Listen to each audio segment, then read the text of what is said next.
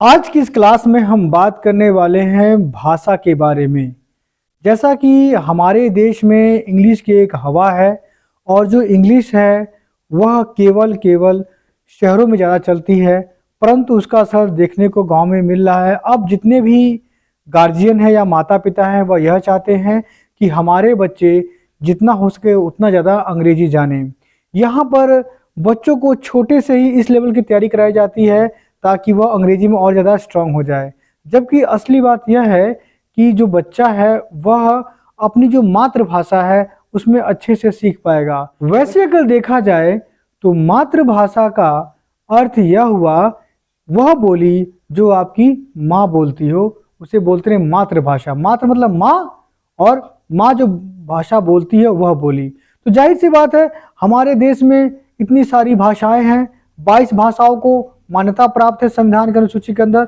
वैसे एक अनुमान है और आंकड़ा है कि लगभग 1607 या 8 भाषाएं देश में बोली जाती हैं। तो आप जरा जज करके देखिए, जिस देश में हर क्षेत्र में हर एक जिले में अलग अलग भाषा बोली जाती हो, वहाँ पर एक सूत्र में किसी भाषा को जोड़ना कितना आसान है या कठिन है। कहने का अर्थ यह है कि जो बच्चे की माँ भाषा बोलती है या जो बच्चे का समाज आसपास की भाषा बोलता है वह बच्चा उस भाषा में कोई भी चीज़ हो बहुत जल्दी सीख जाता है। परंतु जब उस पर दूसरी भाषा का प्रभाव पड़ता है, सिखाया जाता है, तो सीखने में कठिनाई होती है। मैं ये बात इसलिए आज कर रहा हूँ क्योंकि आंध्र प्रदेश के एक जिला है, उसका नाम है कुर्नूल। वहाँ पे एक बच्ची ने आत्महत्या कर ली और वजह यह थी कि उसको अंग्रेजी नहीं आती थी। जरा सोच के देखिए कितनी दुख की बात है कि एक छोटी बच्ची जिसको अंग्रेजी नहीं आती थी उसने आत्महत्या कर ली और सिर्फ भाषा की वजह से।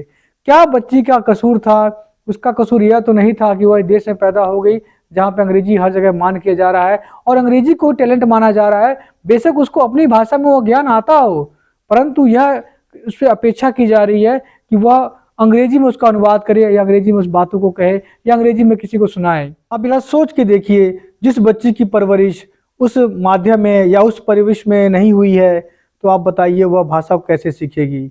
जैसे कि जो अंग्रेजी है ये आजकल हमारी हर एक भाषा में घुस चुकी है और हर जगह बहुत ज़्यादा महत्वपूर्ण भूमिका भी निभा रही है, इसमें कोई दो राय नहीं है।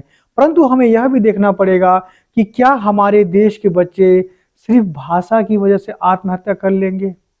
ये अपने आप में जरा सोचने वाली बात है। और हमारे जो शिक्षाविद हैं या जो हमारी संस्थाएं हैं या शिक्षण जो संस्थाएं हैं या जो माता पिता हैं, उनको भी इस बारे में सोचना पड़ेगा कि आप बच्चों पर इतना दबाव क्यों बनाते हैं एक भाषा के लिए, सिर्फ अंग्रेजी करने के लिए।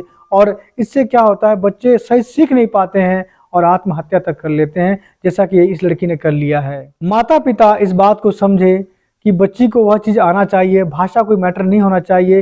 भाई अगली सबकी मर्जी है, वह किसी भी भाषा में अपनी बात रख सके, परंतु जो उसकी मातृभाषा है उसका मजा ही कुछ और है। और इसमें जो सबसे बड़ी गलती है, हमारी सरकारी नीतियों की गलती आप कह सकते हैं या हमारी संस्थाओं की गलती कह सकते हैं, क्योंकि इन्होंने क्या कर रखा है, हर जगह इंग्लिश का हवा बना रखा है। आईएएस से लेके पीसीएस तक से हर एक एग्ज़ाम में इंग्लिश का दबदबा रहता है और जो हिंदी मीडियम के बालक हैं वह पीछे रहते हैं। जिससे क्या होता है कि एक गार्जियन या माता पिता के दिमाग में यह चीज़ बैठती है कि भाई अंग्रेजी ही सबसे सर्वोपरि है और वो बच्चा हमारा कर लेगा तो हमारा बच्चा हर जगह कामयाब हो जाएगा। अगर संस्थाएं चाहें, अगर हमारा देश चाहे और हमारे देश के नेता जो चाहें हर जगह हिंदी को मान्य करें या हिंदी को मान्य अगर ना करें, परंतु जो जिस राज्य की भाषा हो उसको मान्य करें और उसको उसी भाषा में सारी किताबें उपलब्ध कराई जाएं, जिससे क्या हो वहाँ के छात्रों को पढ़ने में कोई कठिनाई ना हो। जैसा कि मैं एक छोटा सा उदाहरण देना चाहूँगा जापान और चाइना का। आप जानते हैं जापान और चाइना का हर एक पदार्थ लगभग छोटे से बड़ा चीज़ हमारे देश में मिलता है। आप उनकी छोटी सी बैटरी भी ले लेंगे, छोटा चिप भी ले लेंगे, आप देखेंगे उस पर चाइनीज़ या जापानीज़ भाषा में कुछ लिखा होता है, अंग्रेजी उसके ऊपर लिखा होता है, परंतु उन्होंने अपनी जो चाइनीज़ भाषा है और जापानीज़ भाषा है वह जरूर लिखी होती है। तो हम ऐसा क्यों नहीं कर सकते हैं कि अपनी हिंदी को या जो भी हमारी लोकल भाषा हो उसको इतना बढ़ावा दिया जाए ताकि हमारा समाज अच्छे से आगे इसको प्रोग्रेस कर सके और हमारी भाषा को भी दुनिया जाने।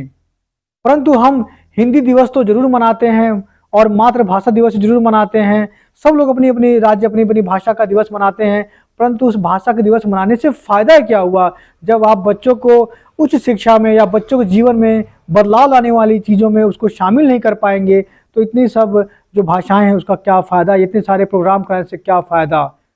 सोचिए, जैसे इस लड़की ने आत्महत्या कर ली, क्या पता और किस किस बच्चों के अंदर इंग्लिश का इतना डर हो और आने वाले कल में वो क्या कर जाए, किसे क्या पता है। तो जितने भी माता पिता हैं और इस वीडियो को देख रहे हैं, मैं एक शिक्षक हूँ और मेरा खुद का मानना यह है कि भाषा कोई बाधा नहीं होनी चाहिए। भाषा एक सीखने का, एक दूसरे से जुड़ने का तरीका है, परंतु किसी के लिए इतना मजबूरी ना बन जाए कि वह भाषा के दबाव में आके आत्महत्या कर ले। बच्चों को शिक्षा देना हर एक माता पिता का और शिक्षक का अधिकार है, परंतु वह शिक्षा ऐसी ना दी जाए कि बच्चा उसको झेले। जिंदगी जीने के लिए है, ना कि झेलने के लिए है। और मैं एक और बात बताता चलूँ आप लोगों को कि जिंदगी अपने आप में एक परीक्षा है। जिंदगी बड़ी होती है और जो परीक्षाएं होती हैं या जो सीखने तरीका होता है वह क्या एकमात्र जरिया है, तो वह कभी जिंदगी के बराबर नहीं खड़ी हो सकती है। तो कभी भी ज्ञान हो उसको जिंदगी की तरफ ना ले जाएं।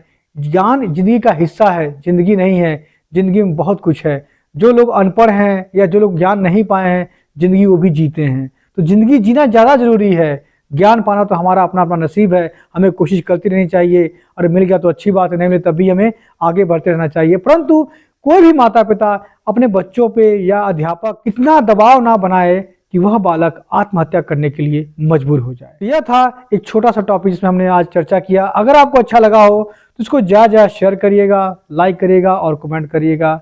मिलते हैं एक अगले वीडियो में एक अगले टॉपिक के साथ में।